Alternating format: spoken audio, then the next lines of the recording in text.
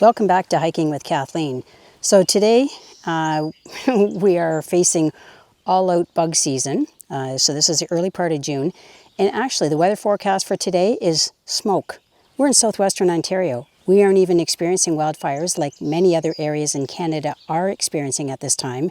We're going to have a chance to walk through and experience the great use for a drone when you're facing bug season. Send in the drone. It's like send in the troops. Stay with me.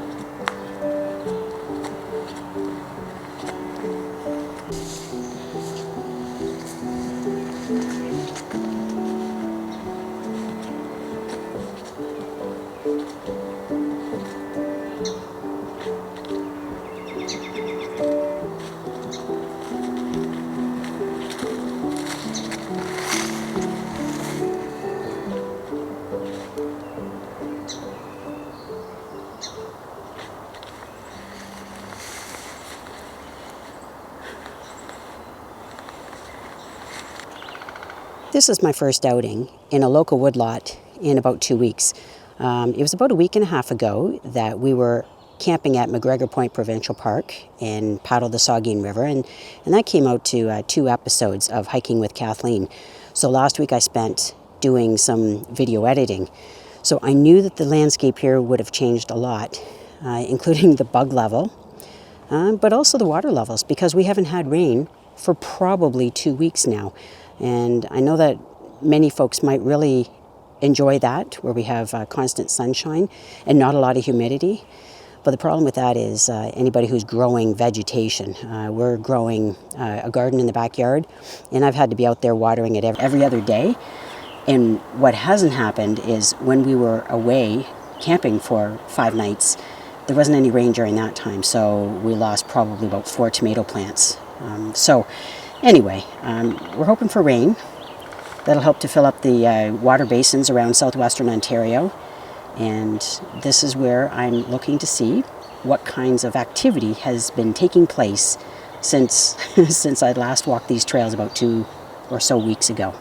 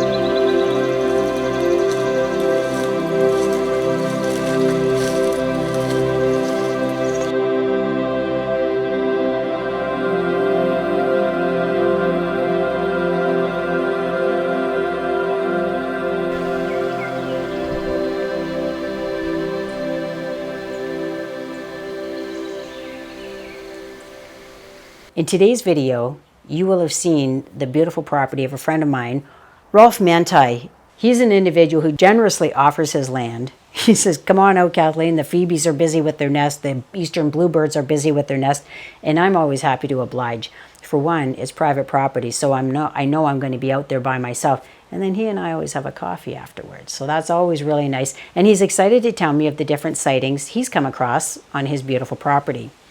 So Rolf is one person that I've had a chance to lean on from time to time for filming some episodes in Hiking with Kathleen. There's another person that I lean on from time to time, and this is a person who has expertise in bird identification. Her name is Lori Niche. Lori Niche has generously offered her expertise. She says, you know, if you get stuck, just send me a picture and I'll see if I can help you out. And I really appreciate that, because sometimes I spend a lot of time pondering, is it this bird or is it a female of that bird? Because sometimes the markings can be very confusing, and it's not something I do full time. So I really appreciate Lori's guidance. I really appreciate Rolf offering me his property from time to time. And there's another person that I have videoed with recently, and his name is Jim. He was the one that paddled along with Shannon and myself along the Saugeen River. That was a few episodes ago. Those are three individuals that are very generous with their expertise and their willingness to offer, whether it's their place like Rolf or their ability to paddle and show us the ropes like Jim, or Lori, who says, I can help you with identifying those birds, because that's something that she's really very good at. Those are three individuals that I met through a nature club that we are all a part of called Nature London. And you know, the great thing about being a part of a nature club is you get to hang out with like-minded individuals. You know, whether you're going on hikes or whether you're sitting in on presentations where there's a person who's an expert in their field. So this is something that if you were finding, how can I do that same sort of thing? How can I make connections with people like that? It's easy if there's a nature club that you can be a part of. But you know, oftentimes I'm out hiking on the trails all by myself, and I still meet lots of people, because when you see them with a camera or you see them with binoculars, you know that they're there doing the same sort of thing. They are there for the wildlife, and they're there to be able to share experiences with one another. One such person is Mary Lou, and Mary Lou is a person, she's appeared in, you know, 1 or 2 videos in the past, and sometimes I'll meet up with her. I met her out on the trail, about a year ago. We just started talking, and then we eventually exchanged contact information. And so every now and again, we meet up out on a trail and exchange tips. Well, she's usually the one who provides the tips, because she's been out on certain trails on a pretty regular basis, and I get to benefit from that. Today, Mary Lou gave me a gift. Not all people will appreciate this, but I tell you, Mary Lou knew that this would be something that would be meaningful to me. She brought me this. This is a deer skull. It's a female deer skull, and you can tell because there are no buds on the head from which antlers would grow if it were a male. Males grow antlers every year. And it came with a complete set of teeth. So the neat thing about this is I can use this when I go out on a hike and show people what the size of a deer skull is compared to something else they might have seen out in the woods while we've been out on a hike together. Sometimes I lead hikes from time to time. So these are things that I wanted to bring to your attention, that I surround myself with many people that are like-minded people, even though most hikes I do on my own, because there's a lot of fun in being able to exchange that information with one another. I really appreciate when I get feedback from you folks and we have exchanges, and you tell me about maybe provincial parks you've been to, and I've uploaded a video about that park. That really warms my heart. I'm glad to know that it's like making a connection with people that we haven't had a chance to meet in person, but we've met virtually. So I'll leave you on that note. As I was driving away from Rolf's property the other day, I had a couple of really great bird sightings. Not only did I have great sightings on his property, but as I was driving along the gravel road on my way out, there's a nice open field, and I know there's a good chance that I might see something interesting. So I looked on the wires overhead, and there's when I saw my very first bobolink. It was hanging on for dear life onto the wire as the wind was gusting at maybe 40 kilometers an hour. As well, I had a chance to see an eastern meadowlark. Like, I love being able to see things like that. And sometimes, you know, they'll set up camp in an area that might be busy with traffic, but if you spend a little bit of time, you can still listen for their call. And as I say, for the bobolink, I hadn't seen one before, so that was a really neat experience for me. So if you enjoyed today's video and you'd like to come along as we continue on throughout the summer months, please consider subscribing to the channel. It doesn't cost you anything, you just have to click subscribe. And then the other thing is you might click like if you really enjoyed the video. Thanks so much, and please enter whatever comments you have or things you'd like to see. Not necessarily that I can deliver, but enter the things that you would like to see. If there's more animal descriptions or more plants, let me know. I'd like to hear from you. Bye for now. See you next Tuesday.